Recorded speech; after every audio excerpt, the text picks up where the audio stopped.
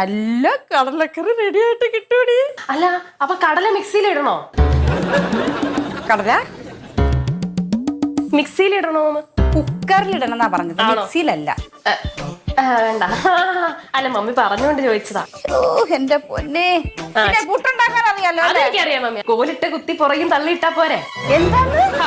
കോലിട്ടിട്ട് കുത്തി പുറകിന്ന് തള്ളി വിട്ടാ പോരെ? ആരെ? കുട്ടിനെ. നിന്റെ പെണ്ണെ, ഈ പുട്ടുകുറ്റിക്കകത്ത് നമ്മള് മാവിടണ്ടേ? മാവല്ലല്ലോ, അരിപ്പൊടി അല്ലേ ഇടണ്ടേ?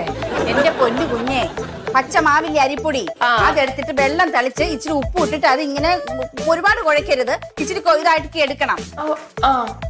ചില്ലിടാൻ മറക്കരുത് പുട്ടുകുറ്റിയില്. ചില്ലോ? ആ ചില്ല, പുട്ടിന്റെ ചില്ല, പാത്രത്തിലുള്ള അതറിയാം. അതിന്റെ ചില്ലിടണം, അല്ലെങ്കിൽ വല്ല കൊടുക്കട്ടായിട്ട് കൊടുക്കേണ്ടി വരും. ശരി ശരി ശരി, മനസ്സിലായല്ലോ?